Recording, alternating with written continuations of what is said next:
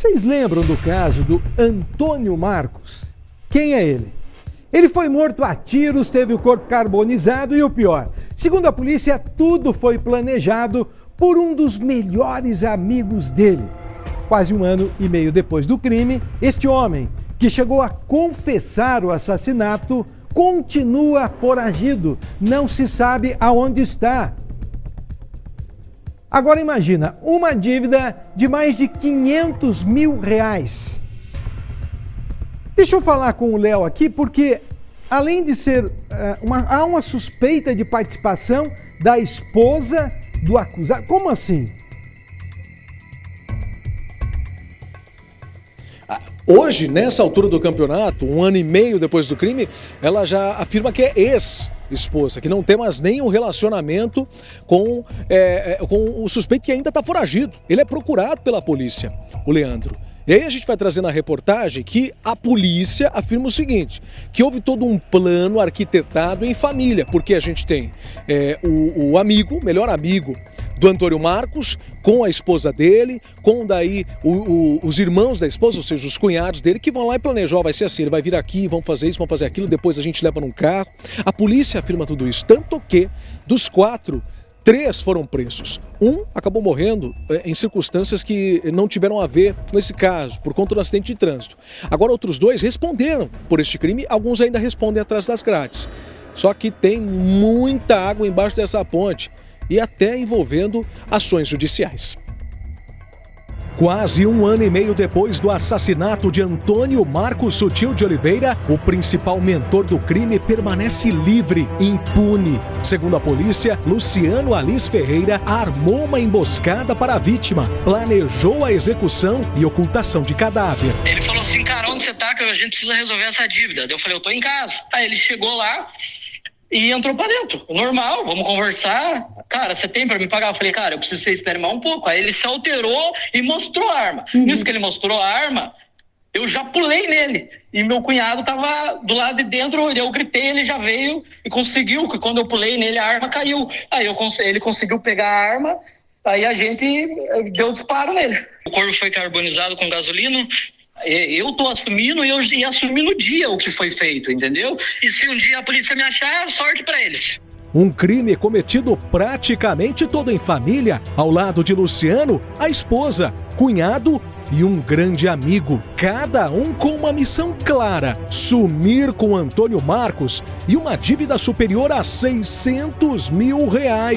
Essa pessoa próxima à vítima conta que Marcos era muito amigo de Luciano. Quando o rapaz precisava de ajuda financeira, Marcos era o primeiro a ser acionado. Desde Pix, né, que a gente pede para um amigo, né, às vezes um favor, até valores bem altos, até tratando de coisas de terceiros, né. Uma das dívidas, talvez a maior, foi de uma casa em Piraquara, na região metropolitana de Curitiba. O imóvel foi vendido por Marcos a Luciano e a esposa, Jéssica Marçal Rodrigues. Foi ela quem assinou a papelada. Segundo a família de Marcos, Luciano e a esposa pagaram apenas parte do valor da casa.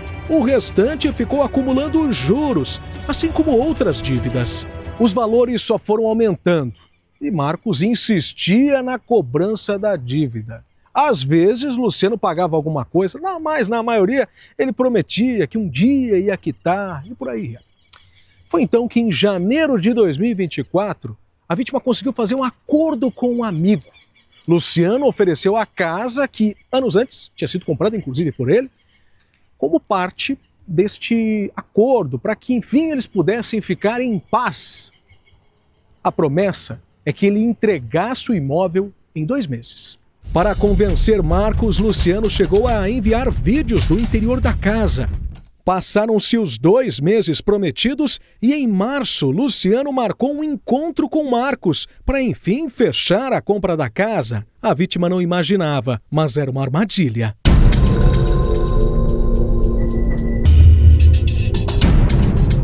Eram quase 4 horas da tarde do dia 25 de março de 2024, quando Marcos chegou até o endereço.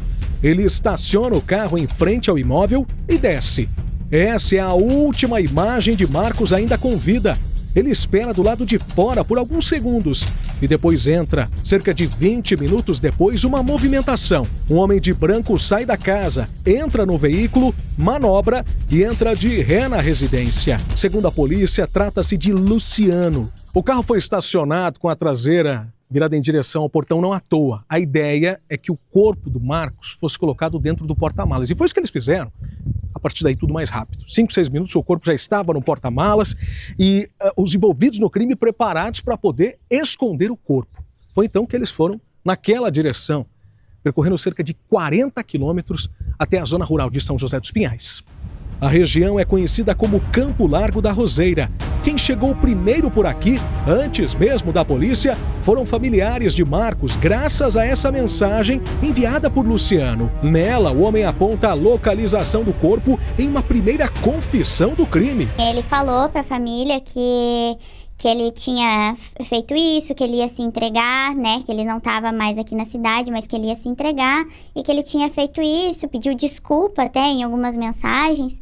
E ele mandou, né, para a família mais ou menos onde que estaria o corpo. Com a ajuda das autoridades, o corpo de Marcos foi encontrado 3 dias após o assassinato. Ele estava carbonizado dentro do próprio veículo. Começavam ali as investigações que em poucas horas teriam um primeiro avanço com a prisão de Leandro Marçal Rodrigues. Em depoimento, ele afirmou que não participou do assassinato, apenas ajudou Luciano a fugir e deu detalhes do motivo do crime.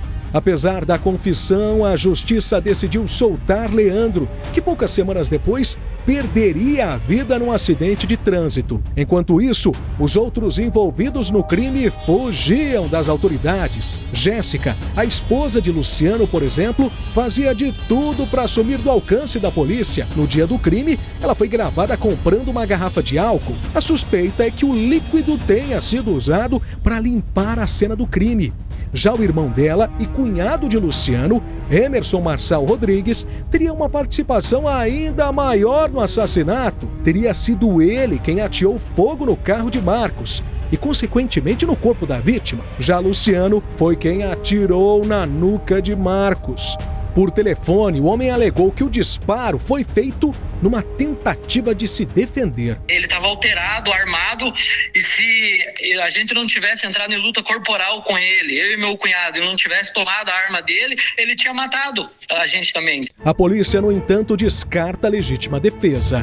Ele premeditou esse crime, foi uma família que organizou tudo isso. É possível visualizar o senhor Luciano, junto com a senhora Jéssica, comprando álcool e fósforo no mercado local próximo.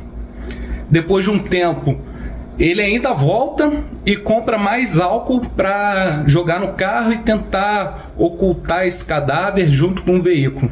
O senhor Luciano conversava bastante com a senhora Jéssica, sua esposa, falando sobre como seria a fuga, como ela deveria vender os bens da família, a casa, os carros. Jéssica e Emerson foram presos no início desse ano. Ela foi solta recentemente e usa tornozeleira eletrônica. Não pode sair de casa. Emerson permanece na cadeia, já Luciano está foragido. Além do luto e a espera por justiça, a família de Marcos tem tido que lidar com outro problema. Jéssica tenta na justiça ter direito à casa que foi palco do crime. Ela teria inclusive enganado os antigos donos do imóvel. Esse imóvel ele foi adquirido por Marcos de terceiros.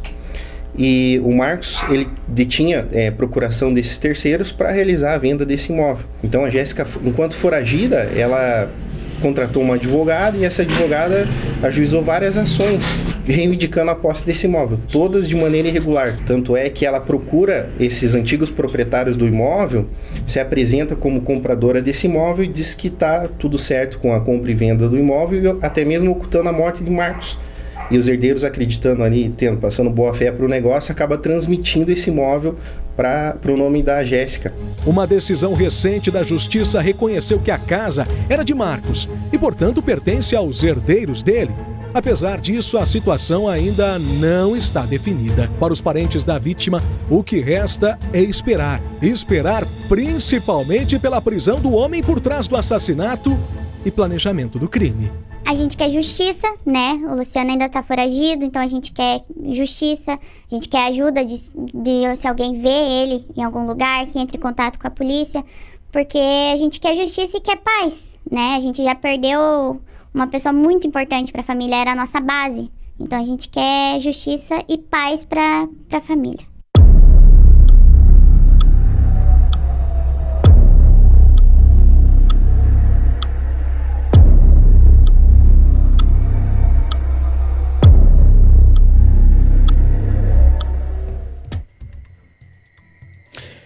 Depois que nós produzimos essa reportagem, Paulo Gomes, no mesmo dia eu recebi uma ligação. Quem que estava do outro lado da linha? O Luciano. Ele que é procurado pela polícia. Ele deu uma entrevista pra gente por telefone e, entre outras coisas, se defendeu, disse que ali foi legítima defesa e tudo mais, e disse que está escondido no Paraguai. A gente vai trazer essa entrevista amanhã aqui no Cidade Alerta, assim como também a entrevista da ex-esposa dele, que diz que essa história da casa não é bem assim. Diz que a casa é dela e que, na verdade, quem invadiu a residência é, na verdade, a família da vítima. Um rolo, mas a gente vai explicar amanhã. Obrigado, Léo. Deixa eu reforçar um negócio para vocês. A pessoa, por mais grave seja a acusação do crime cometido, sempre terá direito de defesa e de manifestação no Cidade Alerta, aliás, na RIC TV Record. Esse é um procedimento padrão nosso. A gente sempre tenta ouvir o outro lado. Às vezes as pessoas não querem falar, e aí só vai uma versão. Mas fiquem assegurados todos. Teve uma reportagem, quer falar, quer se defender. Aliás, isso é um direito constitucional e um dever da imprensa. Só para que fique mais uma vez registrado.